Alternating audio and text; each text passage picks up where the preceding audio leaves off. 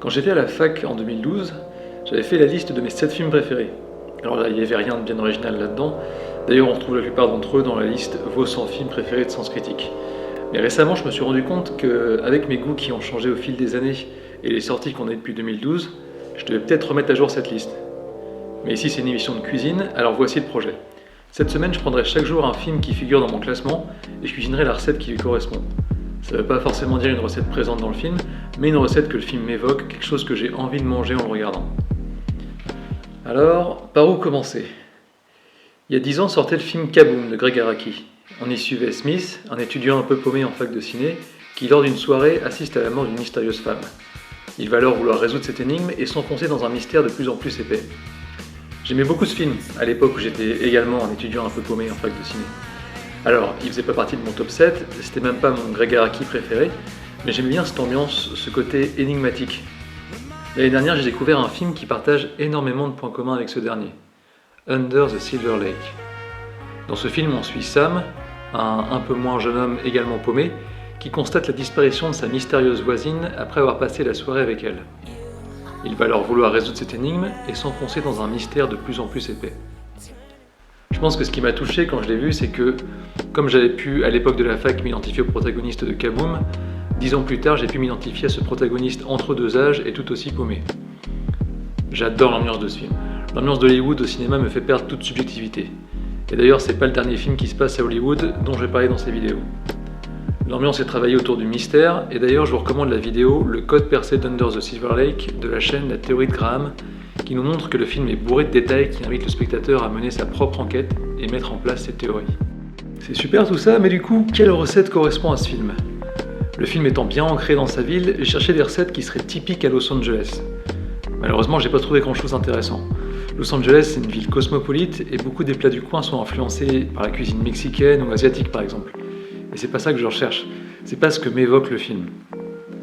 En faisant mes recherches, je suis tombé bien sûr sur plein de photos de burgers, et même si c'est pas ce qui me tentait au début, j'ai fini par me dire « oui ». À y réfléchir, c'est pas si bête que ça. C'est un plat simple mais gourmand, un symbole à la fois de la cuisine américaine et aussi de la junk food, qui correspondrait parfaitement à Sam. En s'y prenant comme il faut, on peut arriver à quelque chose de très sympa. Alors, je suis pas un expert en viande, j'en achète et j'en consomme pas tant que ça. Mais je peux me rattraper sur les sauces et les buns. Pour les sauces, je vais commencer par la moutarde de miel qui ira sur le pain du haut. Pour ça, j'ai laissé tremper des graines de moutarde dans du vinaigre de cidre et de la bière toute la nuit. Et là, j'ai plus qu'à les mixer avec un peu de miel. Ça a un goût très proche de la sauce McDo des burgers, mais en mieux.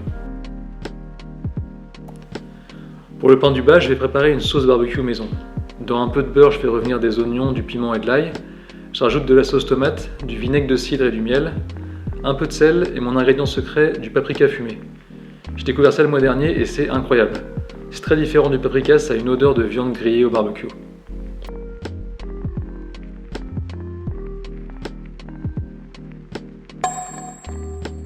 Cette recette de buns, je l'ai découverte l'année dernière et elle m'a impressionné. En fait, ça se présente comme une pâte à brioche avec de la farine, des œufs, du lait et du beurre. Mais à ça, on vient rajouter un ingrédient, de la pomme de terre. Et ça rend le pain super onctueux et super doux.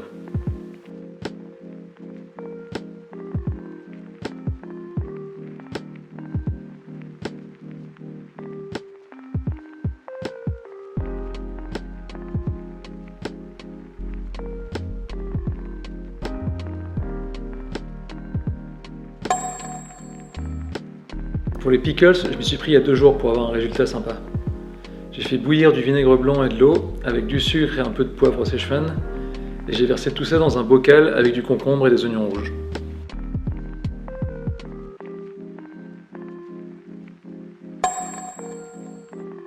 Bon, j'ai dit que j'étais pas un expert en viande, mais c'est pas pour ça que je vais faire n'importe quoi. J'ai vu plein de recettes sur YouTube où ils préparaient le steak en ajoutant dans la viande hachée un œuf, de la chapelure, voire même du ketchup. Bon, pour ma recette d'aujourd'hui, je préfère prendre une viande de qualité chez le boucher et la laisser comme elle est. Je vais juste l'assaisonner et la saisir à la poêle.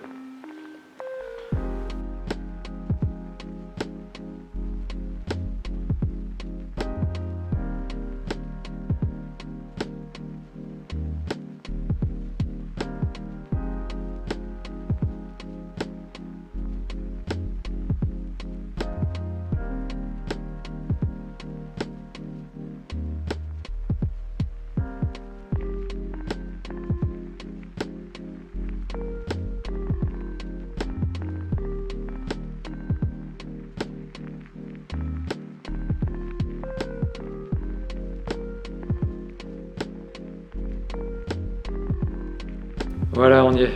Juste à temps pour la séance.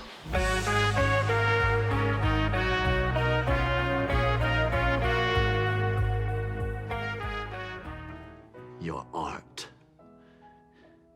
your writing, your culture is the shell of other men's ambitions, ambitions beyond what you will ever understand.